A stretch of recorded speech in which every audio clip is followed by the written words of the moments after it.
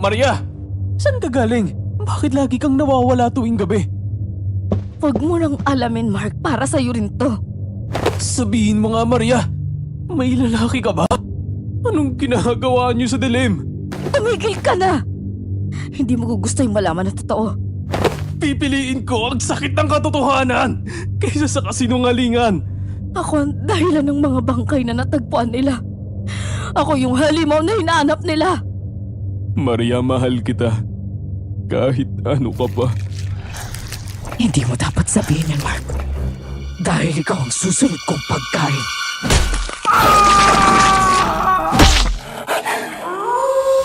Follow us sa aming bagong channel na Aswang Confessions. Kita-kits, don't forget Aswang Confessions.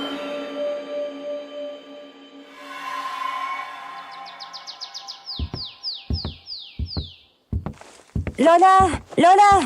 May telegrama po para sa inyo. Telegrama? Kanino galing, apo? Galing po sa Negros Occidental. Galing sa Negros? Galing yan sa lolo mo. Pakibasa nga ang telegrama, apo.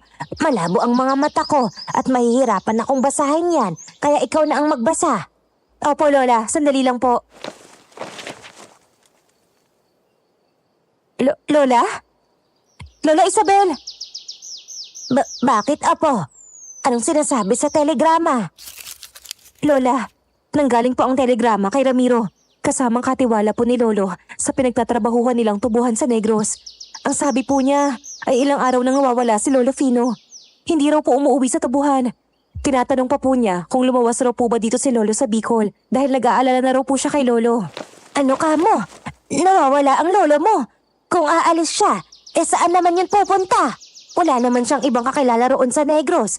At saka, wala naman siyang pinadalang telegrama sa akin na uuwi siya rito sa atin. Lola, baka po may nangyari kay Lolo? Diyos ko, huwag naman sana. Maghanda ka at gagayak tayo papuntang Negros. Kailangan nating mahanap ang lolo mo.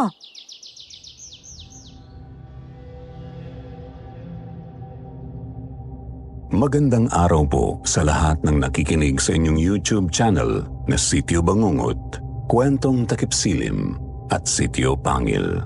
At sa bago niyong channel na Aswang Diaries. Ako nga po pala si Ramiro, hindi ko tunay na pangalan. Sa ngayon, 63 anyos na ako, may asawa at 3 anak. Nung una, nagdadalawang isip ako kung ibabahagi ko sa inyo ang aking naging karanasan sa Negros Occidental kung saan naging katiwala ako sa malaking lupain ng aking mga amo. Ngunit dahil sa kagustuhan ng aking asawa na maisabuhay ang aking kwento sa pamamagitan ng magandang narration ni Sir Jupiter, Sir Wilmore o Miss Anne at sa mahusay na pag-arte ng inyong mga voice talents, nagawa kong utusan ng aming panganay na anak na i-email sa inyo ang aking kwento. Uumpisahan ko ang aking kwento noong dumating sa buhay ko ang maglolang sina Lola Isabel at Ditas.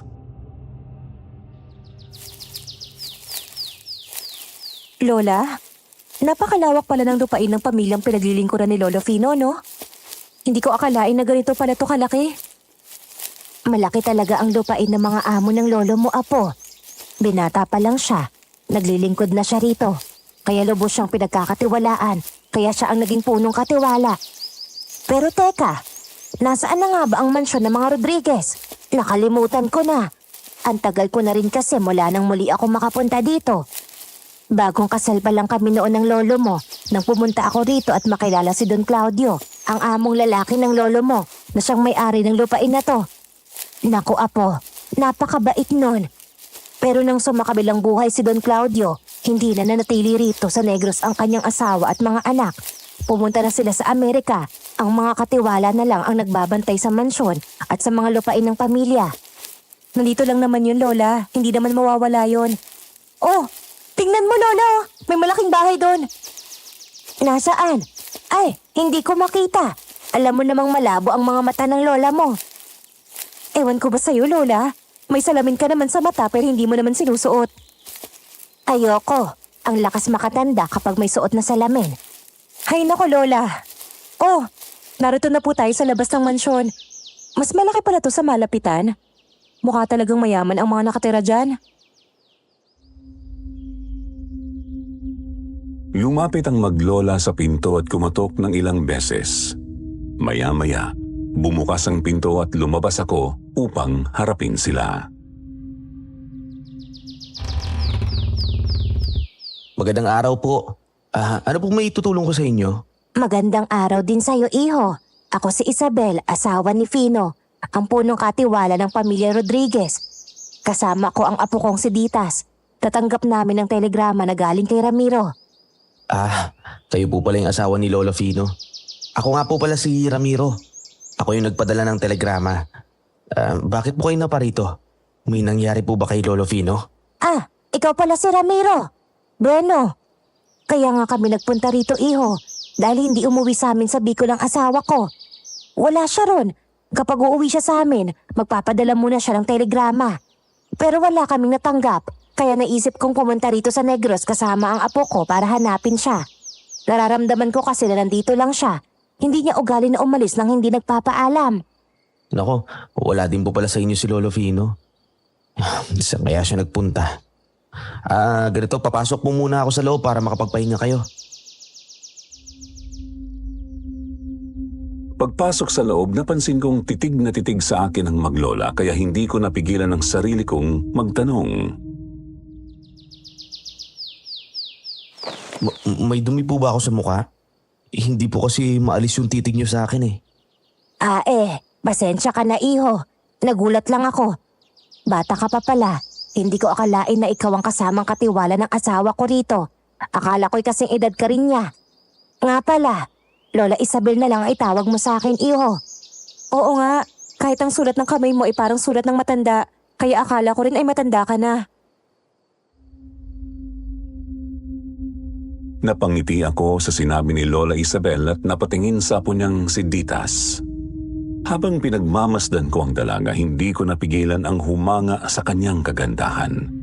Pero sinikap kong hindi ito ipahalata. Opo. Ako po yung kasama ni Lolo Fino na namamahala at nangangalaga ng tubuhan dito sa mansyon ng mga Rodriguez. Ang totoo po, dalawa lang kami dito eh. Yung ibang trabahador, ayun, nagsialisan na mula nung hindi na umuwi ang pamilya. Kaming mga katiwala na lang ang nandito na nagmamanage ng lahat. Hindi na rin po masyadong maraming ginagawa dito sa mansyon at sa tubuhan dahil sa pag-alis ng pamilya. Pero kailangan pa rin naming magbantay at alagaan yung mansyon at tubuhan. Ibig sabihin, iho, kakaunti na lang kayo rito. Walang ibang tao na tumutulong sa inyo. Wala na po eh. Si Lolo Fino at ako na lang yung natira. Pero kahit na ganon, hindi naman kami pinapabayaan ng pamilya. Malaki po sila magpasahod at libre po yung tinitira namin dito. Meron kaming maliit na bahay sa likod ng mansyon. Doon po kami nakatira ni Lolo Fino. Wala kasi nung namatay si Don Claudio, sinabi ng mga anak niya na bawal na raw kami tumira dito sa mansyon. Nakakapasok lang kami rito kapag kailangan namin maglinis eh. Tulad ngayon, araw ng paglilinis kaya nandito kami. Ganun? Mula lang mamatay ang Don, nag-iba ang ugali ng pamilya niya? Parang ganun na nga. Pero mabuti nga at malaki magpasahod ang amo nyo. Sa iba, hindi ganyan. Si Lolo Fino nga kapag nagpapadala sa amin ng pera ni Lola, nagugulat kami dahil sobra-sobra talaga. Pero sa kabila ng malaki yung sahod, bakit nagawa pa rin umalis ni Lolo? Kilala namin ni Lola si Lolo Fino. Hindi siya tumatalikod sa responsibilidad. Yan ang hindi ko po alam. Isang araw, bigla na lang siyang nawala. Hinahanap ko siya sa mansyon, sa tubuhan at saka kung saan-saan. Nagtanong na rin ako sa mga taga rito kung nakita nila si Lolo Fino. Pero kahit na sino sa kanila, walang nakakakita sa kanya eh. Pagdating namin sa sala ng mansyon, inanyayahan ko silang maupo. Dinulugan ko rin sila ng maiinom at makakain bago namin itinuloy ang aming pag-uusap. Hindi na ako magpapaligoy-ligoy pa, iho. Maaari ba akong humingi ng pabor? Ano pong pabor yung gusto nyo? Maaari mo ba kaming tulungan na hanapin ang asawa ko? Alam ko na nandito lang siya sa lugar na to. Hindi siya lalayo rito. Kaya tulungan mo kami na mahanap siya. Nakikiusap ako sa'yo, iho. Wala kaming kilala rito. Ikaw lang ang malalapitan namin ni Lola. Hindi kasi mapapakali si Lola hanggat hindi nahahanap si Lolo. Yun lang pala eh. Nakahanda po akong tumulong sa inyo, Lola Isabel, Ditas. Gagawin ko po ang lahat na makakaya ko para mahanap si Lolo Fino. Itinuturing ko na po siyang parang pangalawang ama ko eh. Kaya hindi ko po matitiis na makita kayong nag-aalala. Sige po, hanapin po natin si Lolo Fino. Maraming salamat, iho. Pero may isa pa sana akong pabor. Ano po yun, Lola? Maaari ba kaming makitira rito pansamantala habang hinahanap namin si Fino? Maaari ba yun, iho? Kung ako lang po yung masusunod eh. Payag po akong magbigay ng tulong pero hindi ko po alam kung anong magiging desisyon ng mga amo namin. Sige, ganito po. Ipagpapaalam ko po muna sa kanila na nandito kayo at hinahanap si Lolo Fino. Magpapadala ako ng telegrama. Ipapakiusap ko sa kanila kung maaari. Pansamantala kayo munang tumuloy dito sa tinitira namin habang patuloy natin siyang hinahanap. Okay po? Sinasabihan ko na rin po sila tungkol sa pagkawala ni Lolo Fino eh. Pero hanggang ngayon, wala pa rin ako natatanggap na sagot mula sa kanila. Nireport ko na rin po sa mga pulis yung pagkawala. Ngunit hanggang ngayon, wala pa rin po silang aksyon na ginagawa eh. Ganun ba? Diyos ko, nasa na kaya ang asawa ko? Hay! Sana naman ay pumayag ang mga amo nyo na dito muna kami ng apo ko. Hindi talaga kami matatahimik hanggat hindi nakikita ang asawa ko. Huwag po kayo mag-alala. Sa ngayon, maaari kayong tumuloy sa tinitira namin. 2 lang naman yung kwarto roon eh. Doon kayo sa kwarto ni Lolo. Natitiyak ko naman na papayag yung amo namin dahil sa pamilya naman kayo ni Lolo Fino eh. Nako, maraming salamat, iho. Tatanawin namin itong malaking utang na loob sa'yo. Salamat, Ramiro, sa pagtulong mo sa amin ni Lola. Walang anuman po. Pamilya ko na rin po si Lolo Fino kaya pamilya ko na rin po kayo. Sasamahan ko na sana ang maglola sa tinitirhan namin ni Lolo Fino nang biglang may marinig akong pamilyar na boses na sumigaw sa labas. Kuya! Kuya Ramiro! Ano yun? Boses ng Solomon yun ah. Sino si Solomon? Paglabas namin sa pinto, nakita ko si Solomon na tumatakbo, hingal na hingal habang papalapit sa amin. Oh, Solomon. Bakit ka sumisigaw? Anong nangyari? Ba't hingal na hingal ka? Kuya Ramiro, may nakita akong mga patay na hayop sa tubuan. Nakakaawa ang mga sinapit nila. Wakwak ang mga tiyan. Walang mga laman loob. Yung iba halos nagkagutay-gutay na ang mga katawan. Yung iba halos mga wala ng ulo. Ano? Saan naman ang galing mga hayop na yun? At sino naman yung may kagagawa ng pagkapatay nila? Hindi ko alam, kuya. Basta nakita ko na lang ang mga bangkay nila sa tubuan. Nang biglang sumabat sa amin si Ditas, halata ang takot sa mga mata nito. Di kaya may gumagalang mabangis na hayop dito, Ramiro? Baka yun ang pumatay sa mga hayop na yun.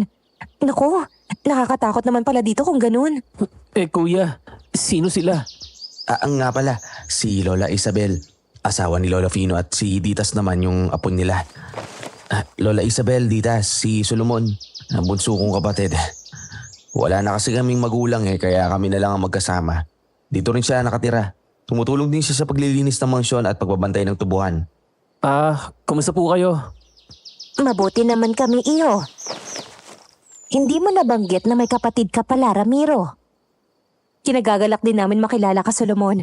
Hindi magkakailang magkapatid nga kayo ni Ramiro para kayong pinagbiyak na bunga. Maraming ang nagsasabi niya nate. Pero mas pogi itong si Kuya Ramiro kaysa sa akin. Kaya nga maraming nagkakagusto kay Kuya eh. Siya lang naman itong torpe sa babae. Ano pinagsasabi mo dyan, oy? Magtigil ka nga. Baka kung anong isipin nila sa akin eh. Wag mo kayong maniwala dito sa kapatid ko. Mapang-asar lang talaga yan. Totoo naman ang sinabi ko, kuya. Hindi ba't ikaw nga yung maraming sulat na natatanggap mula sa mga babaeng tagahanga mo rito? Pero syempre, ikaw tong masyadong abala sa trabaho. Kaya hindi mo nabibigyan ng pansin. Pero maiba ako, kuya. Kaya ba sila nandito ay dahil kay Lolo Fino? Alam mo, minsan talaga hindi ko alam kung pinupuri mo lang ako, inaasar mo lang ako eh. Pero oo, nandito sila para humingi ng tulong na hanapin si Lolo Fino. At saka pansamantala, makakasama natin sila sa bahay hanggat sa hinahanap natin si Lolo. Pero sandali, samahan mo muna ako kung saan mo nakita yung patay na hayop na sinasabi mo. Hindi pwedeng nagkalat na lang yung mga yun sa tubuhan. Nako, tayo mayayari sa mga amo natin. Lola, Ditas, maiwan muna namin kayo rito sa mansyon ha. Babalik kami kagad. Aba, mga iho, ayaw naming magpaiwan dito. Ang sabi mo kanina, wala nang ibang tao rito. Baka mamaya pag alis nyo, may masamang loob na pumasok dito at gawan kami ng hindi maganda ng apo ko. Oo nga, kasama na lang kami sa inyo, Ramiro. Maaari ba? Wala na akong nagawa sa mga oras na yun kundi isama ang maglola. Mas mainam nga naman na kasama namin sila kaysa mag-alala pa ako sa kaligtasan nila habang wala kami. Sa ganong sitwasyon, mas mabuti nang magkakasama kami lahat. Sabay-sabay kaming nagtungo sa tubuhan at pagdating namin doon, tumambad sa aming harapan ang karimari-marim na tanawin. Mga bangkay ng iba't ibang hayop tulad ng aso, baboy, manok, kambing at iba pa na nagkalat sa gitnang bahagi ng tubuhan. Nangilabot kami ng maamoy ang masangsang na amoy na nagmumula sa mga patay na hayop na tila sumama na sa hangin. Diyos ko, Ramiro! Ano to? Anong klaseng hayop ang gumawa niyan sa kanila? Posible kayang may napadpad na mabangis na hayop dito na nagmula sa gubat? Mga leon o kaya tigre. Sila lang naman yung maaaring gumawa ng ganyang kabrutal na pagpatay. Nagkakamali kayo. Hindi yan gawa ng mabangis na hayop. Mas mabangis at mas nakakatakot pa sa mga hayop na sinabi nyo ang may kagagawan yan. Aswang! Aswang? Ano po, Lola? Aswang? Meron pa bang aswang sa panahon ngayon? Lola, kwentong comics lang naman po yung mga aswang eh. Wala naman pong ganun sa totoong buhay. Bago kami sagutin ni Lola Isabel, walang halong pandidiri niyang nilapitan ng mga bangkay ng hayop. Kahit malabo ang mga mata, sinipat-sipat niya ang mga ito at pagkatapos ay inamoy-amoy ang paligid. Kanina, habang papunta tayo rito, malakas na ang kutob ko. Hindi nga ako nagkamali. Aswang ang pumatay sa mga ito. Naaamoy ko pa ang amoy ng aswang. Ha? Talaga po ba, Lola? Naaswang ang pumatay sa mga hayop na yan? Totoo po ba na may aswang? Oo, dahil nakaengkwentro na ako noon ng isang aswang. Dito rin sa lugar na to. Tandang-tanda ko pa. Pinagbubuntis ko pa noon ang nanay mo, Ditas. Dinalaw ko rito ang lolo Fino mo. Habang naglalakad ako pa uwi mula sa bayan, bigla na lang akong nakaramdam ng kakaiba. Parang may sumusunod sa akin. Nang lingunin ko, halos panawan ako ng ulirat nang makita kong isang malaking nilalang na may matipuno at mabalahibong katawan na higit pa sa mas malaki kaysa sa karaniwang tao. Meron siyang mahahabang matutulis na kuko at pangil. Meron din siyang mapupulang mata na nakakakilabot. Buti na lang at nakapasok agad ako sa mansyon, kundi ay inatake na ako ng halimaw na yon. Sobrang nag-alala sa akin ang lolo mo, kaya nga kinabukasan ay agad niya akong pinabalik sa Bicol. Mas ligtas daw ako doon. Kaya nga mula noon ay hindi na ako hinayaan na dito tumira dahil may aswang nga dito. Ang sabi ng lolo mo, ang aswang na nakita ko ay aswang sa gabunan, isa sa pinakakinakatakutan at malalakas na uri ng aswang. Hindi ko akalain na sa paglipas ng panahon, meron pa ring aswang dito at naaamoy ko pa ang amoy niya. Ang sabi rin sa akin ni Fino noon ay may kakaibang amoy ang gabunan. Parang amoy ng bulok na karne o masangsang na amoy. Kaya alam ko na may aswang sa paligid. Kung ganun, kailangan na natin bumalik sa mansyon. Kung meron nga talagang gumagalang aswang dito, hindi tayo maaaring abutin ng dilim dito. Paano ang mga patay na hayop na yan, kuya? Bukas sa bukas, kakausapin ko yung mga taong pwedeng tumulong sa atin para maalis yung mga hayop na yan dito sa tubuhan. Hindi maaaring magtagal yung mga yan. Pero sa ngayon, ang mahalaga, makabalik muna tayo sa mansyon. Nagmamadali kaming bumalik sa mansyon, bit-bit ang gaba at takot sa aming dibdib. Pagdating namin, agad kong siniguro na wala na kaming gagawin ni Solomon sa loob, kaya isinara at ikinandado namin ito ng maayos. Pagkatapos isinama na namin sina Lola Sabel at Ditas sa bahay na tinitirahan namin sa likod ng mansyon. Nang makita ng maglola ang bahay, nanlaki ang mga mata nila. Aba, akala ko barong-barong lang itong tinitirhan nyo.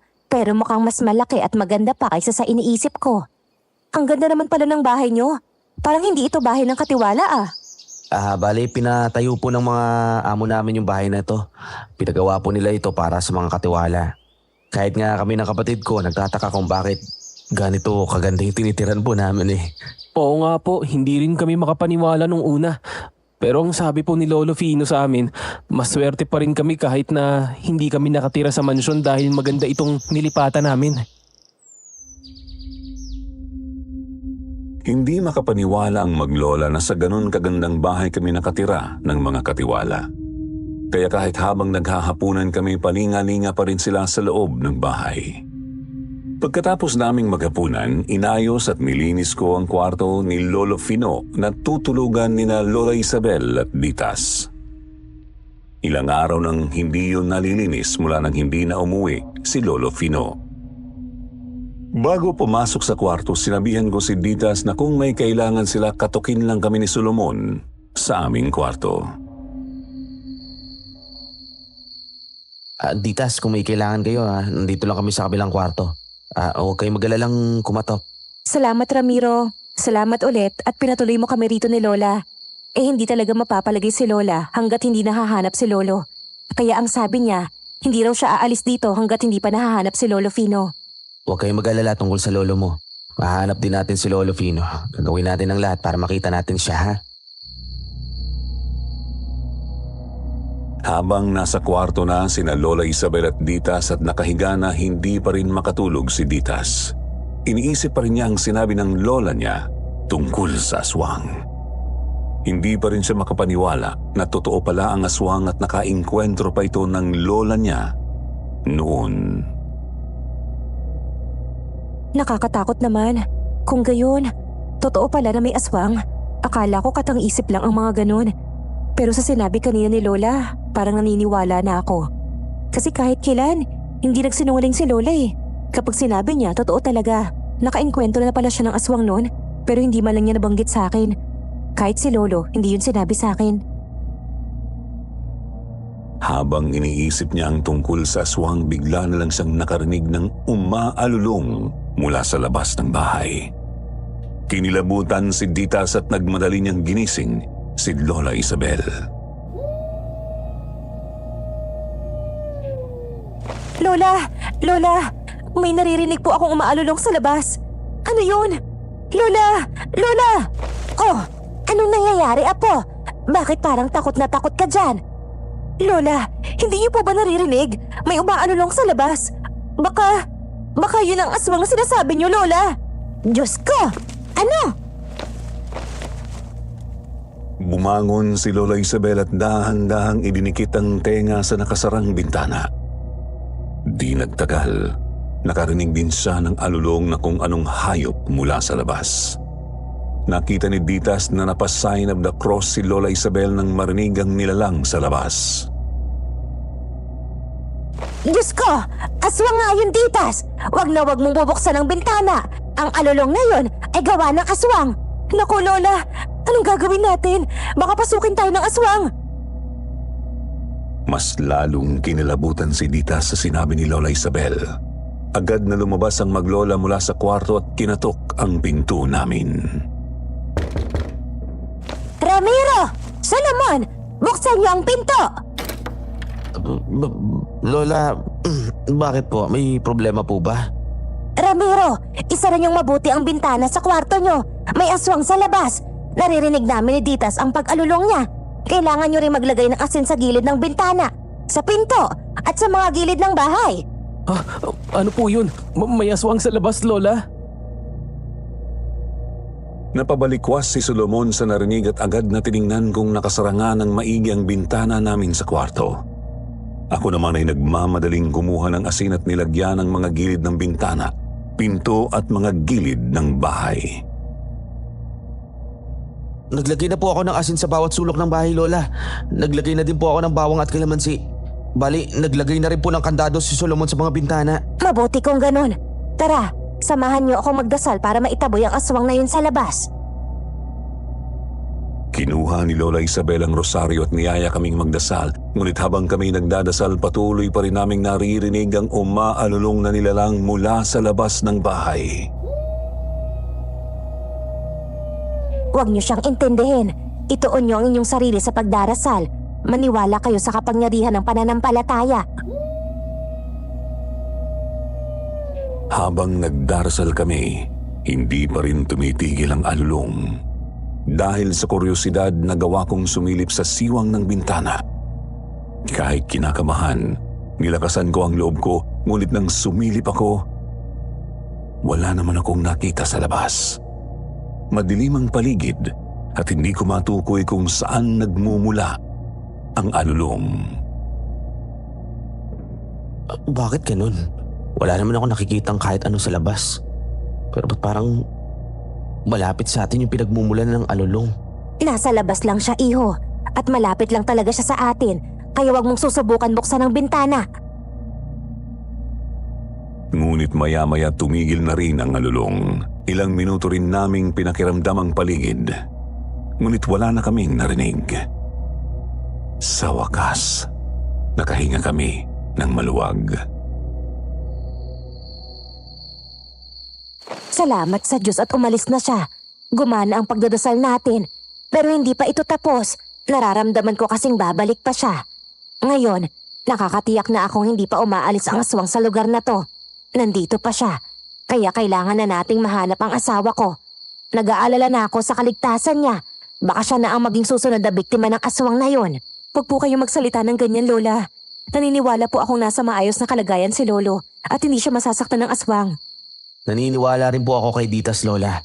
Matapang at malakas si Lolo Fino. Hindi siya basta-basta susuko sa anumang mga panganib. Alam ko po na gagawin niya ang lahat para makabalik siya ng ligtas sa atin. Bukas na bukas din, maghahanap tayo at magtatanong para mahanap si Lolo Fino. Hindi po tayo titigil hanggat hindi natin siya nahahanap. Kahit wala na ang presensya ng aswang sa paligid, nahirapan pa rin kaming makatulog ng gabing yun. Nangangamba pa rin kami na baka bumalik ang aswang at sa pangalawang pagkakataon ay umatake na ito sa amin. Kaya't pinili na lang namin na magbantay at magdasal. Kinaumagahan, pagkatapos naming mag-almusal, sinamahan ko sina Lola Isabel at Ditas sa bayan para magtanong-tanong. Si Solomon naman ang inutusan kong magbantay at mag-asikaso sa tubuhan. Lola Isabel, Ditas, ako na lang muna ang sasama sa inyo sa paghahanap at magtatanong-tanong tungkol kay Lola Fino. Si Solomon naman yung magbabantay at mag-aasikaso sa tubuhan. Siya na rin ang makikipagtulungan sa mga tinawag kong tao para alisin yung mga patay na hayop doon. Salamat, Ramiro. Pasensya na kung naabala ka pa namin. Sa totoo lang, hindi mo naman kailangan na samahan pa kami pa uwi. Pero sobrang laking tulong na nandyan ka para gabayan kami. Tama ang apo ko, Ramiro. Iho, maraming salamat talaga sa tulong niyo magkapatid. Kahit kakakilala ko pa lang sa inyo, lalo na sa'yo, napakagaan na ng loob ko.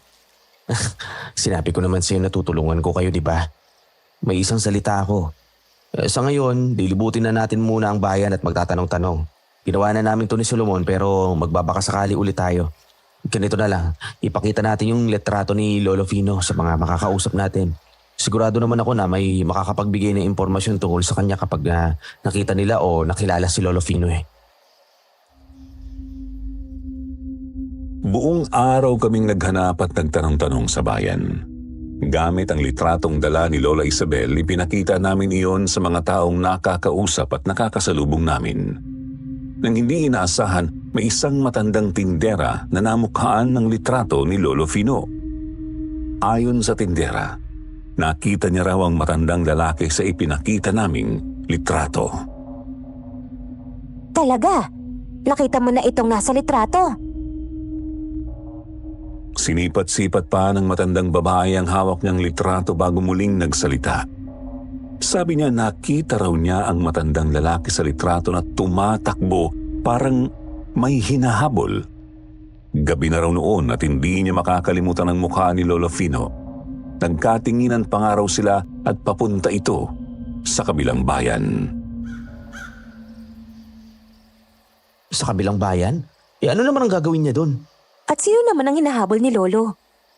Diyos ko, Ano naman kaya ang pinaghahagawa ng lolo mo at hindi pa siya umuwi? Ano ka ba naman, Fino? Mas lalo mo akong pinakakaba sa mga pinaghahagawa mo. Pero ang mahalaga, Lola, nalaman natin na nandito lang siya at wala sa ibang lugar. Oo nga, Lola. Sa susunod na araw, pupuntahan natin yung kabilang bayan para doon naman tayo maghanap. Sa ngayon, kailangan natin bumalik dahil malapit nang magdilim eh. Mahirap na, baka abutan tayo ng gabi. Bagamat bahagya kaming napanatag nang malaman namin na may nakakita kay Lolo Fino, hindi pa rin namin maiwasang mag-isip ng mga posibleng dahilan kung bakit hindi siya bumabalik at nagpapakita. Nangangamba pa rin si Lola Isabel, lalo na at may gumagalang aswang sa paligid. Ay, hindi ko talaga alam kung ano ang nangyayari sa asawa ko ngayon. Hindi ba niya alam na may mga taong nag-aalala sa kanya? Huwag ka masyado mag-isip, Lola. Baka makasama sa'yo yan. Isipin na lang natin na may ginagawa siyang importante at malapit na rin siyang bumalik. Di ba ang sabi kanina ng tindera ay may hinahabol daw siya? Importante? Anong importante sa hinahabol niya? Mas lalo tuloy akong kinakabahan eh. Wala naman pong nakakaalam sa atin kung ano talaga ang pinagkakaabalahan ni Lolo at kung ano o sino ang hinahabol niya. Kaya isipin na lang natin na kaya hindi siya bumabalik ay dahil may importanteng misyon siyang ginagawa. Ganun na lang ang isipin natin, Lola. Di ba, Ramiro? Opo, Lola. Tama po si Ditas. Isipin na lang po natin na may kailangan tapusin si Lolo kaya hindi pa siya makabalik agad. Nagawa naman namin ni Ditas na mapakalma si Lola Isabel. Habang naglalakad kami pabalik sa mansyon, may narinig kaming ingay mula sa isang grupo ng mga tao sa di kalayuan. Dahil sa kuryosidad, nilapitan namin ang mga ito. Nang makalapit kami, nanlaki ang mga mata namin nang makita ang bangkay ng isang lalaki na bitbit ng mga alagad ng batas. May malaking kagat ng kung ano ito sa leeg at ang tiyan nito ay wakwak na tila wala ng laman loob. Diyos ko, kawawa naman yung mga sinapit ng mga taong yan. Nakita mo ba yun, Ramiro? Brutal yung pagkamatay ng lalaki. Halos mapugot na yung ulo niya dahil wakwak yung leeg. Tapos, butas din yung tiyan. Sus Mariosep, aswang ang may gawa niyan. Wala namang ibang gagawa ng ganyang kalagim-lagim na pagpatay kundi aswang. Lola, nakakaalarma na to. Kahapon, mga patay na hayop ang nakita natin sa tubuhan. Ngayon naman, tao na ang patay. Mapanganib na talaga ang aswang na yun. Hindi na talaga ligtas dito. Mga tao na ang nabibiktima ng mga aswang. Hindi natin alam kung siya yung unang biktima o baka mamaya marami pang nauna. Habang nag-uusap kami, ay may narinig pa kaming mga nag-uusap na natagpuan daw ang bangkay sa kakahuyan at ang hinala ng iba, aswang ang may kagagawan ng pagpatay. Ayon sa isang matandang lalaki na nakikiusyoso, ilang taon na raw na walang aswang na gumagambala sa lugar na yon. Pero laking pagtataka niya kung bakit may aswang na naman na gumagala. Ang mga tao sa paligid ay nag-uusap-usap at makikita sa kanilang mga mukha ang takot at pangamba. May ilan pang ang nagkikwento ng mga nakaraan nilang karanasan sa aswang. Lahat sila ay nagtataka at nag-aalala kung bakit biglang muling nagkaroon ng ganoong insidente matapos ang ilang taon ng katahimikan. Dahil sa mga narinig namin ay dumoble ang aming pag-aalala. Kaya minabuti na lamang namin na umalis na roon at magbalik na sa mansyon. Pagbalik namin sa tirahan sa likod ng mansyon, maingat kong isinarati kinandado ang pinto. Ang takot at pangambang dulot sa aming nakita sa labas ay nagbigay sa amin ng matinding pangangailangang protektahan ang aming mga sarili. Sa loob ng bahay ay naabutan namin si Solomon na nagluluto ng hapunan sa kusina. Oh, Solomon, kanina ka pa ba? Anong nangyari? Naalis na ba yung patay na hayop sa tubuhan? Oo, kuya. Naalis na nila yung mga bangkay ng mga hayop doon. At tulad ng bilin mo, iniabot ko na rin ang bayad sa kanila. Mabuti naman. Pero hindi ba sila nagtaka kung saan o anong nangyari doon sa hayop na yun?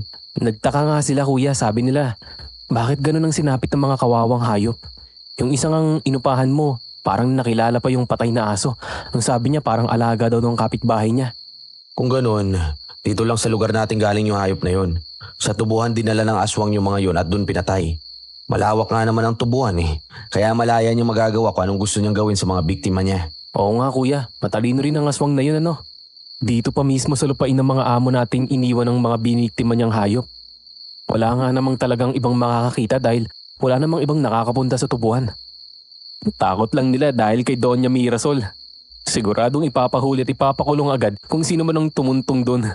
Maliban na lang tayo o si Lolo Fino ang mag-utos. Napansin ko rin, Ramiro.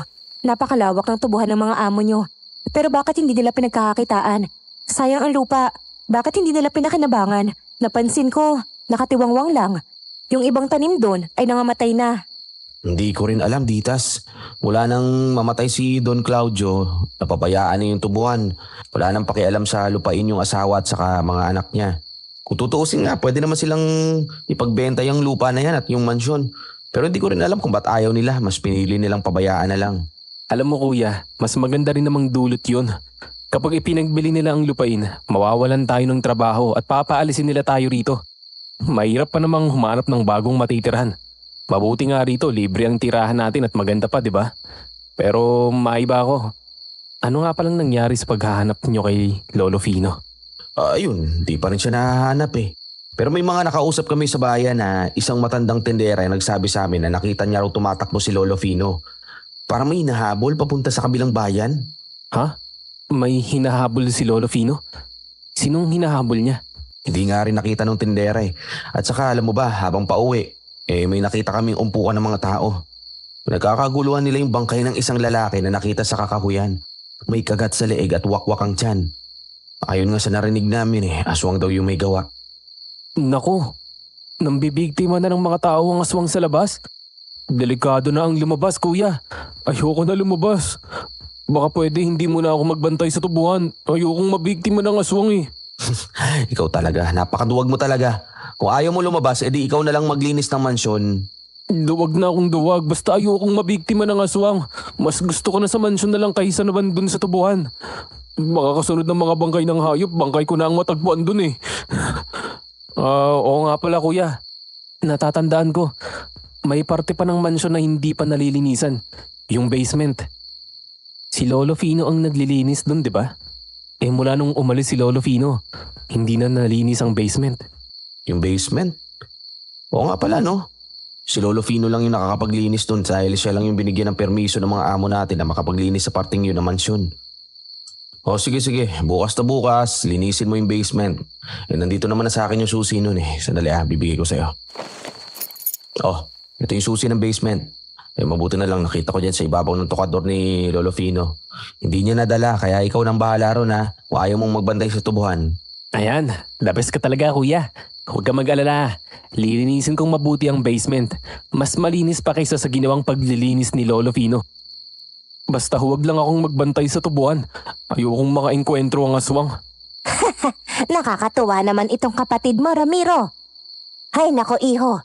Hindi ka basta malalapitan ng aswang dahil meron kang kuya na tagapagtanggol mo. Siyempre, hindi hahayaan ni Ramiro na may gawin sa'yong masama ang aswang. Naku, ewan ko lang ha, Lola. Baka nga hayaan pa nga ni kuya na lapain ako ng aswang para wala na siyang makulit na kapatid. Mabuti naman at alam mo kung ano yung sinasabi mo dyan. Alam mo maghain ka na nga at nagugutom na kami. Nakakatuwa kayong magkapatid. Bigla tuloy akong nainggit. Wala kasi akong kapatid Nag-iisang anak lang kasi ako. Huwag kang malungkot, Ate Ditas. Mula ngayon, pwede mo na akong ituring na kapatid mo. Mabait ka naman kaya siguradong magkakasundo tayo. Ha? Siyempre naman, Solomon. Tulad ng kuya mo, napakabait mo rin. Kaya mula ngayon ay kapatid na rin ang turing ko sa'yo. Kayo ng kuya mo. Hindi ate, ako lang ang ituring mong kapatid. Dahil itong si Kuya Ramiro, hindi kapatid ang turing sa'yo niyan. Ang totoo, crush ka niyan at kung ako ang tatanungin, bagay na bagay kayong dalawa. Nakagat ko ang sarili kong dila sa sinabi ng matabil kong kapatid. Parang binuhusan ako ng malamig na tubig. Ang lokong ito, wala talagang preno ang bibig. Nilingon ko si Ditas at nakita kong nakatitig siya sa akin, parang naghihintay ng kasagutan sa sinabi ng kapatid ko. Pakiramdam ko gusto kong lumubog sa kinatatayuan ko sa sobrang hiya. Paano ko ba ipapaliwanag? Ang totoo, napukaw talaga ng kakaibang ganda ni Ditas ang mga mata ko noong una pa lang. Hindi ko may pagkakaila na nang makita ko siya, humanga na agad ako. Habang lalo ko siyang nakikilala, mas lalo akong nahuhulog sa kanya. Pero hindi ko pa maaaring ipaalam sa kanya ang tunay kong nararamdaman hanggat hindi pa namin nahahanap si Lolo Fino. Sasagot sana ako nang makita kong ngumiti si Ditas. Halatang tinanggap niya ang sinabi ni Solomon bilang biro. Nako, Solomon, ikaw talaga? Napaka mapagbiro mo. Di ba, Ramiro? Huwag mo sineseryoso yung kumag na to. Inaasar lang ako niyan. At nagkatawanan kaming lahat dahil sa makulit kong kapatid.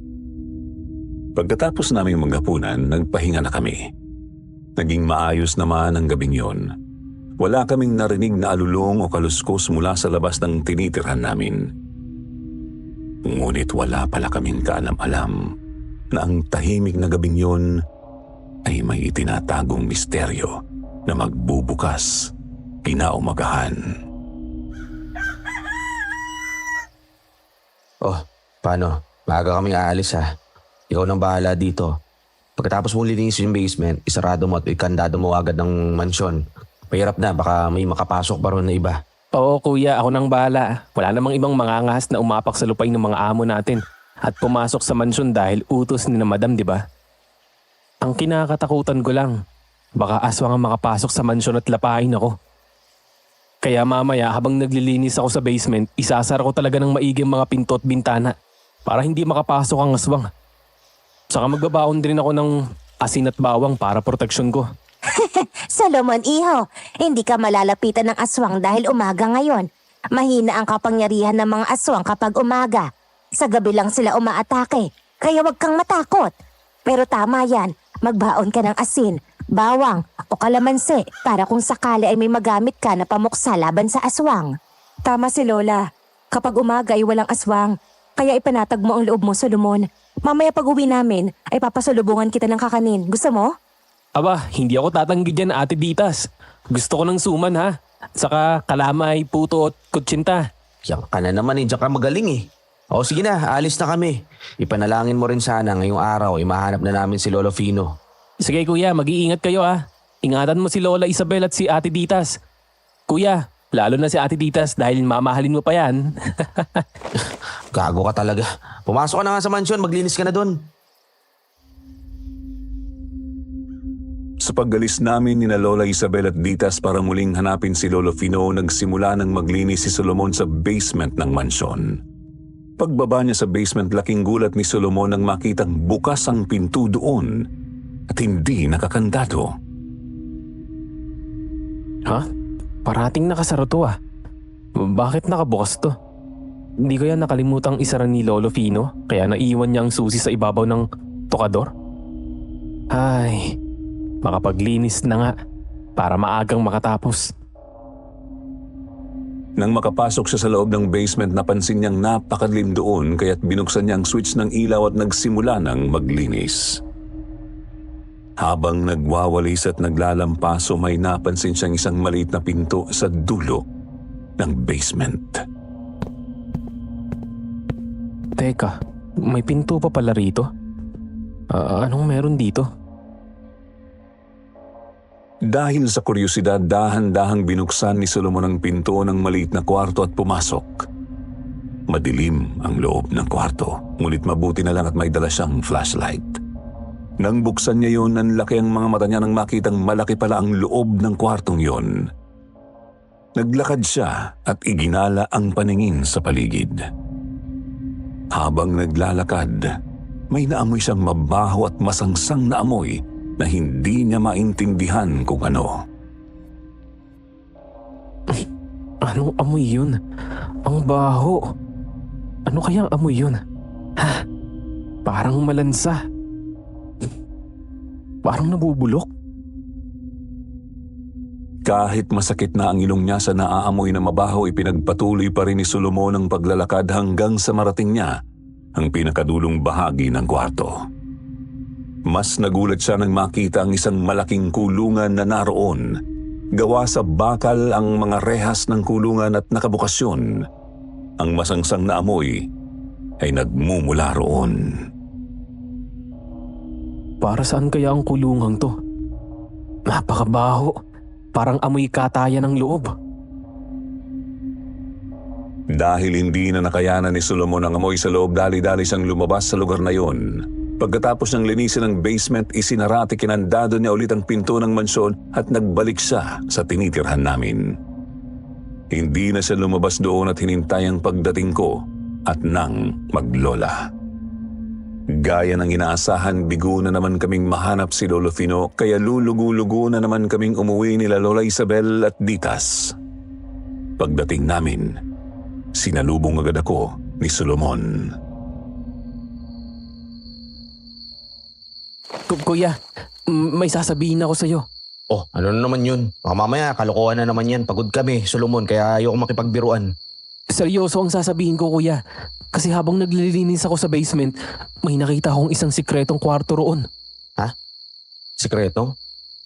Sikretong kwarto? Oo, kuya. Doon sa pinakadulong parte ng basement, may maliit na pinto pala doon. Tapos nang buksan ko, isa yung malaking kwarto. Grabe, napakabaho ng amoy sa loob niyon, kuya. Tapos may isang malaking kulungan doon.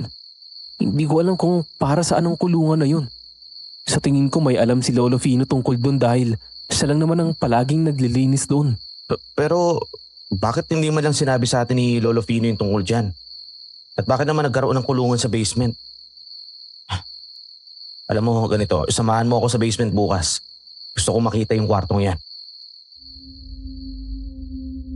Labis kong ipinagtaka ang sinabi sa akin ni Solomon. Hindi ko maintindihan pero parang may kung anong kaba akong naramdaman sa dibdib ko nang marinig ko ang tungkol sa nakita niyang sikretong kwarto sa basement. Sa isip ko, may kinalaman kaya ang natuklasang iyon ni Solomon sa pagkawala ni Lolo Fino. Kinaumagahan, agad akong nagpasama kay Solomon sa basement. Puno ng kuryosidad ang aking isipan. Gusto kong makita ang sinasabi niyang sikretong kwarto.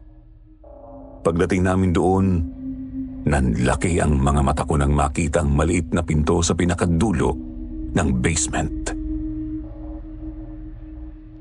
Oh, ito na ba yung tinutukoy mong kwarto? Oo, kuya. Yan na yun. Maingat kong binuksan ang pinto. Pagbukas ko palang kadiliman na agad ang sumalubong sa akin kaya sinabihan ko si Solomon na buksan na ang flashlight. Wala raw kasing switch ng ilaw doon. Pagkapasok namin sa loob ng kwarto, napansin kong malaki nga iyon. Kasabay na aming pagpasok ay sumalubong din ang masangsang na amoy na muntik nang magpabaliktad sa sikmura ko. Ano ba yung amoy na yan? Parang nabubulok. O, di ba sabi ko sa'yo, kuya, ang baho dito sa loob. Mas lalong mabaho dun sa may kulungan. Halika, nandun ang kulungan sa pinakadulo. Habang papalapit kami sa sinasabi niyang kulungan, mas lalong lumalakas ang masangsang na amoy hanggang sa tuluyan ko nang makita ang kulungan. Oo nga, may kulungan nga dito. Pero para sa naman to? Kaya nga kuya, tingnan mo ang kulungan. Mukhang pinasadyang gawin yan, di ba? Tama ka. At saka pagmasdan mong mabuti Hindi sa ordinaryong bakal gawa ang rehas nitong kulungan. Kahit mukhang matagal na tong nandito, wala akong makikitang kalawang At kahit ganun, hindi matatago na. Grabe, nakakasulasok yung amoy dito. Sa tingin mo, kuya, bakit kaya may ganyan dito sa basement? May inaalagaan kaya silang mabangis na hayop dito? Pinagmasdan ko pang mabuti ang kulungan bago may kung anong pumasok sa isip ko. Diyos ko, huwag sana totoo yung kutob ko, Solomon. Anong kutob yan, kuya? Basta, di pa ako sigurado. Pero malakas ang kutob ko. May nalalaman dito si Lolo Fino. Siya lang ang makakapagsabi kung bakit may lihim na kulungan dito sa basement. At sa tingin ko, may kinalaman ito sa pagkawala niya. Pero paano nga natin malalaman kung wala naman dito si Lolo Fino? Habang nasa ganun kaming sitwasyon, biglang may narinig kaming sumigaw mula sa labas. Lolo! Lolo Fino! Sandali! Lolo! Si Ditas yun ah. Tinatawag niya si Lolo Fino. Tara kuya, baka may masamang nangyari. Agad naming tinungo ang sala ng mansyon kung saan narinig namin ni Solomon ang sigaw ni Ditas. Ditas, anong nangyari? Narinig ko na sumisigaw ka, tinatawag mo si Lolo Fino. Nagbalik na ba siya? Ramiro, nakita ko si Lolo Fino. Tumakbo siya palabas ng mansyon. Oh, nagbalik na pala si Lolo Fino. Nasaan siya? Hindi niya ako pinansin nung tinawag ko siya. Basta, nagmamadali siyang lumabas. Ganito kasi, sinundan ko kayo rito ng kuya mo dahil na-curious din ako sa pinag-uusapan niyo kagabi tungkol sa basement. Pagkapasok ko sa pinto, nakita ko nagmamadaling bumababa ng hagdan si Lolo at patakbong lumabas. Hindi ko na siya naabutan dahil ang bilis niyang tumakbo. Sa taas siya nang galing? Anong ginagawa niya ron? Teka, sandali, papanik ako sa taas at titignan ko. Maiwan ka muna dito, Solomon. Samahan mo ang ate Ditas mo. Ayokong mag-isip ng masama pero bigla akong kinabahan ng marinig na nagmula sa itaas ng mansyon si Lolo Fino. Baka may kung anong kinuha siya roon. Nakalimutan namin ni Solomon na ikandado ang pinto nang magpunta kami sa basement. Ano pa talagang nangyayari, Lolo Fino? Anong ginagawa mo dito sa itaas? Pagdating ko sa ikalawang palapag ng mansyon, nakita kong nakabukas ang pinto ng kwarto ni na Don Claudio at Doña Mirasol. Pagpasok ko roon, nagkalat ang mga gamit. Napansin ko rin na may mga hiringgilya na nakakalat sa sahig. Ang daming hiringgilya dito ah. Para saan kaya to?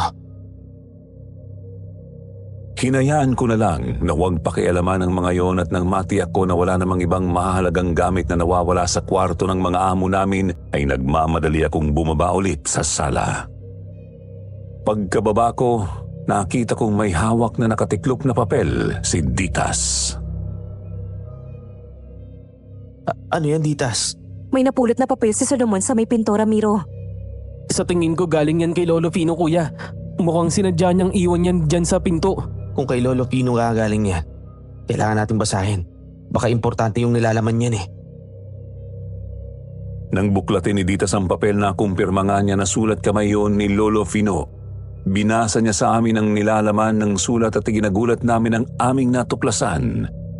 Ito ang nakasulat sa papel na iniwan ni Lolo Fino.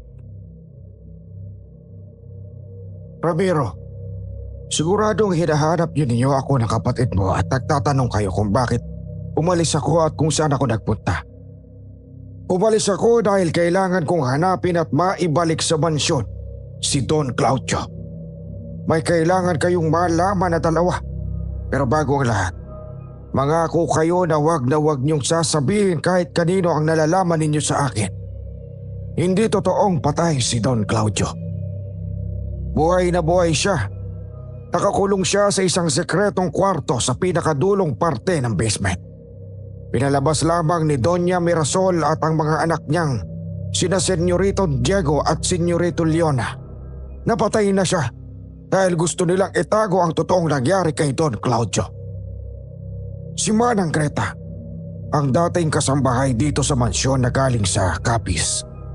Malaki ang galit niya kay Doña Mirasol dahil pumalpak lang sa pagluluto ay sinisante agad ng Doña.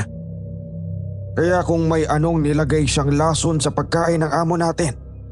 Pero sa kasamaang palad, si Don Claudio ang nakakain at siya ang pumasan ng sumpa na ibinigay ni Manang Greta para sa pag-asawa. Nayanggaw si Don Claudio at ginawa siyang aswang. Kaya mula noon, pinalabas na nila na may malubhang sakit lamang si Don Claudio at hindi na may ipapakita kahit kanino. Pero ang totoo, nagpagawa siya ng isang sekretong kwarto at kulungan sa may basement. At doon siya namalagi dahil natatakot siya na baka masaktan niya ang kanyang pamilya kapag nag-anyong aswang siya sa pagsapit ng gabi. Bukod sa asawa at mga anak ni Don Claudio, Ako lang ang nakakaalam ng madilim nilang lihim. Nang palagi nang nakakulong sa basement si Don. Nagpasya na lamang ang buong pamilya niya na umalis dito at iwanan siya. Kaya lahat sila ay namalagi na sa Amerika at tinayaan na lang si Don Claudio ay nakakulong lamang sa basement. Ang gusto nga ni Doña Mirasol ay dispatchahin na ang asawa niya, pero hindi nila magawa. Dahil mula nang maging aswang ito, mas lalo silang sinuwerte at yumaman. Kaya kinausap na lamang nila ako na magbantay kay Don Claudio, kapalit ng malaking halaga na ibabayad nila. At ngayong nakatakas siya sa kulungan, nangaganip ang lugar na ito kaya kailangan ko siyang maibalik sa mansyon at makulong ulit. Bumalik ako rito dahil kumuha ako ng gamot na pwedeng magpahina sa kanya. Si Don Claudio mismo ang nag-imbento ng gamot para kapag tinurok sa katawan niya ay pansamantala siyang manghihina at hindi na makakapanakit ng tao. Kapag naiuwi ko siya dyan, kailangan ko ng tulong ninyong dalawa. Nanghina kaming tatlo sa nabasa namin. Hindi kami makapaniwala sa mga isiniwalat ni Lolo Fino. Diyos ko, kaya pala umalis siya at hindi bumabalik dahil hinahanap niya ang isang aswang. Hindi nga ako nagkamali sa kutob ko. Na makita kong kulungan sa sikretong kwarto ng basement. May hinahala na ako na may kakaibang nangyayari dito. At tama ako. May kinalaman nga rito si Lolo Fino. Pero hindi ako makapaniwala na buhay pa pala si Don Claudio. Ang alam ko, patay na siya. Dahil binurol pa nga namin siya dito sa mansyon. Yun pala. Peking burol lang. Kaya pala ayaw ipabukas ni Doña Mirasol ang kabaong ni Don Claudio eh. Dahil wala naman pala itong laman. Kuya, ibig sabihin, nandito sa mansyon ng aswang. Kuya, kapag naibalik ni Lolo Fino rito si Don Claudio, maaaring manganib ang buhay natin, aswang pa rin yun. Ramiro, di kaya ang aswang na si Don Claudio ang pumatay sa mga hayop na nakita natin sa tubuhan? Gumagala pa rin siya rito, sa lupain niya. At saka, baka siya rin yung narinig natin na umaalulong nung nakaraang gabi. Nagpupunta siya rito, kuya. Alam niya kasi na nandito tayo. Baka gusto niya tayong biktimahin, kuya. Naisip ko na rin yan. Siya rin ang naisip kong pumatay dun sa lalaki nakita natin na pinagkakaguluhan ng mga tao. Ano ba naman ang naisip ni Lolo at tinanggap na magbantay sa aswang? Mas lalong mag-aalala si Lola kapag nalaman niya to. Ganito, huwag na muna natin ipaalam kay Lola Isabel ang mga nalalaman natin, titas. Baka kung ano pa mangyari sa kanya. Ang mabuti pa, bumalik na tayo sa bahay at baka hinahanap na tayo ni Lola. Kung ano man yung natuklasan natin ngayon, ilihim na muna natin. Hintayin natin ang pagbabalik ni Lolo Fino bago tayo umaksyon. Pagbalik namin sa bahay parang walang nangyari. Hindi kami nagpahalata kay Lola Isabel. Nagyaya si Lola na muli naming hanapin si Lolo Fino pero nagdahilan si Ditas na masamang pakiramdam niya para hindi kami matuloy. Nang sumapit ang gabi habang nakahiga na kami sa kanya-kanya naming kwarto, muli naming narinig ang alulong ng aswang sa labas ng tinitirhan namin.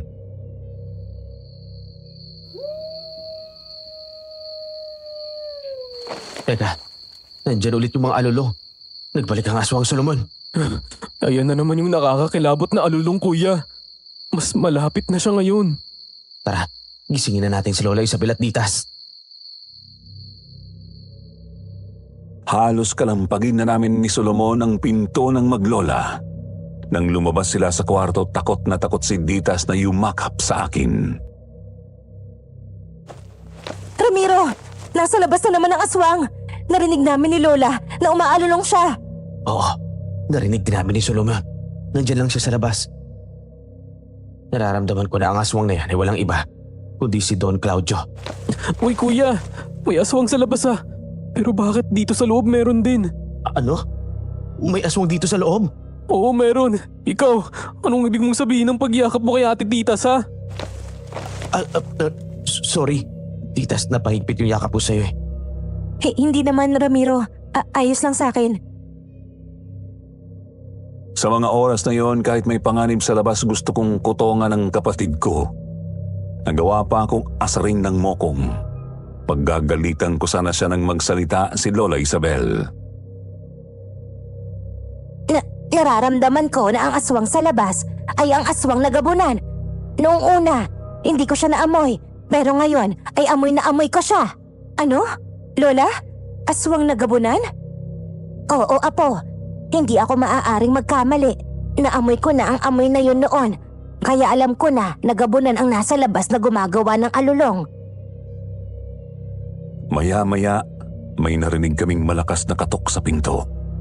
Nagimbal kaming lahat sa nakakakilabot na katok na yon.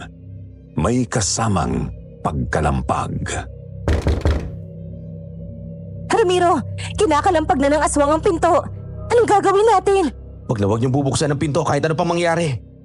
Solomon, kumuha ka ng asin, bawang at kalamansi. Bilisan mo! Oo, kuya. Diyos ko, huwag niyo kaming pababayaan. Huwag niyo pong hayaan na saktan kami ng kung sinong demonyo na nasa labas. Mabilis na kumilos si Solomon. Sinabuyan niya ng asin at nilagyan ng bawang at kalamansi ang pinto at mga bintana. Ngunit sa kabila niyon ay hindi pa rin huminto ang pagkalabog sa labas. Patuloy pa rin ang malakas na pagkatok at pagkalampag doon na tila nagbabadya ng mas malaking panganib. Bakit ayaw pa rin niyang tumigil? Bakit ayaw pa rin niyang umalis kahit nilagyan na natin ng asin, bawang at kalamansi ang pinto at mga bintana? Hindi ko rin alam, Ditas. Parang hindi umiepekto ang mga nilagay natin pangontra. Iyon ay dahil isa siyang malakas na gabunan. Kahit direkta niyo pa siyang sabuyan ng asin o kahit anong pangontra, hindi siya basta tatablan. May mga uri ng gabunan na kayang tagalan ang asin, bawang at kalamansi. Kung ganun, Lola, paano natin siya mapapaalis? Pilak na bala o pilak na punyal. Ang mga yan ang mabisang pangontra at pamatay sa malakas na uri ng gabunan. Isa naman ako kukuha ng ganun, Lola. Wala akong baril o kaya kahit anong punyal. Ang meron lang kami dito, isang matalas na itak. Maya-maya biglang huminto ang mga pagkatok at pagkalabog sa pinto. Ngunit kasabay noon ay may narinig si Lola Isabel. Fino! Ditas, Apo! Narinig ko ang boses ng Lolo Fino mo! Ano po, Lola? Si Lolo? Paano? Hindi pa man natatapos sa pagsasalita si Ditas, dali-daling binuksan ni Lola Isabel ang pinto at lumabas. Lola! Lola! Bumalik po kayo rito sa loob! Mapanganib sa labas! Lola! Nagmamadaling sinundan ni Ditas ang kanyang lola sa labas. Wala na kaming nagawa ni Solomon kundi sundan din ang maglola. Hindi kami papayag na mapahamak sila. Paglabas namin ng laki ang aming mga mata sa nakita. Isang nakakatakot na nilalang ang nasa harapan namin. Malaki ang katawan nito. Mabalahibo at nanlilisik ang mga mata. May matutulis na kuko at pangil na handa ng gamitin kina Lola Isabel at Ditas. Lola! Ang aswang nagabunan! Kahit nanginginig sa takot, nagawa kong iharang ang aking katawan kina Lola Isabel at Ditas. May hawak akong asin sa magkabilang kamay ko at nagbanta sa aswang na isasaboy ko ito sa kanya kapag tinangkang saktan ng maglola. Hoy, aswang! Subukan mong saktan na maglolang ito at di ako magdadalawang isip na isaboy sa iyo yung asin na hawak ko! Gaya ng inaasahan, hindi natakot ang aswang. Hindi ito natinag at sa halip ay umangil ng malakas at nagsimula itong humakbang papalapit sa amin. Napatras kaming tatlo sa dahan-dahang paglapit ng aswang.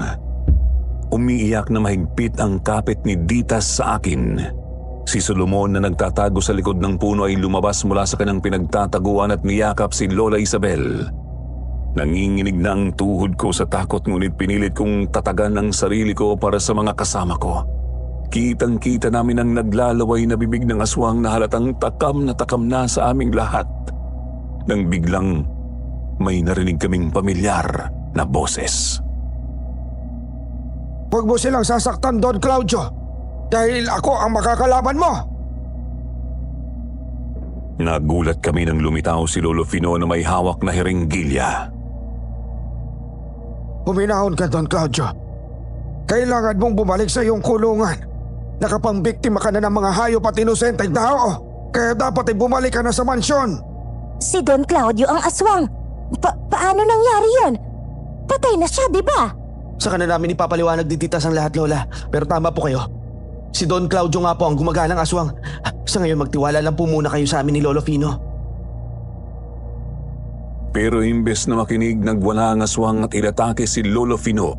Lumundag ito at mabilis na dinambahan si Lolo.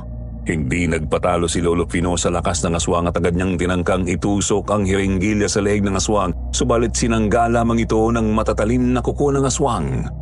Habang nagsusumikap si Lolo Fino na maiturok ang hiringgilya na ayon sa kanyang sulat ay gamot para mapahina ang aswang, hindi ito nagkaroon ng epekto sa tapang at lakas ng aswang.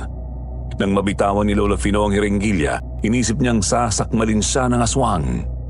Ngunit mali ang akala niya. Kitang-kita namin na kinuha ng aswang ang nakasukbit na punyal mula sa bulsa ni Lolo Fino. Nang mapasakamay ng aswang ang punyal, laking gulat namin nang itarak ng aswang sa dibdib nito ang punyal. Don Claudio! Bakit mo ginawa yan? Nakita namin nang manghina at bumagsak sa lupa ang aswang. Nang lapitan namin ito, unti-unting nagbago ang anyo ng aswang at naging si Don Claudio. Nag-aalalang nilapitan ni Lola Fino ang aming among lalaki. Don Claudio, bakit mo sinaksak ang sarili mo ng pilak ng punyal? Alam mong ito ang tatapos sa iyong buhay, bakit? Dahil pagod na ako, Fino. Hirap na ako sa pagiging aswang ko. Ayoko nang mabuhay ng ganito. Ayoko na ulit pumatay ng tao. Ayoko na. Kaya sinadya akong tapusin na ang buhay ko. Total, iniwan na ako ng asawa at mga anak ko. Wala na silang pakialam sa akin. At nag-iisa na lang ako kaya dapat lang na mamatay na ako. Claudio, alam ko na mabuti kang tao. Hindi mo kasalanan na naging ganyan ka. Hindi ka nag-iisa, nandito lamang ako. Tapat na maglilingkod sa'yo. Kaibigan ang turing ko sa'yo. Salamat, Fino, sa katapatan at pagturing mo sa akin bilang iyong kaibigan.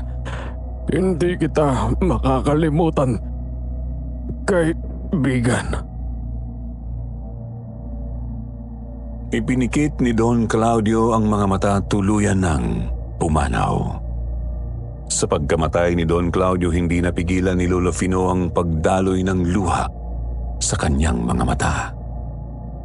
Tinulungan namin ni Solomon si Lolo Fino na ilibing ang bangkay ni Don Claudio sa likod ng mansyon.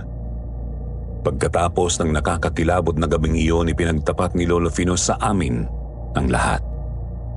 Sinabi niya sa amin kung bakit ganoon na lang ang katapatan niya kay Don Claudio.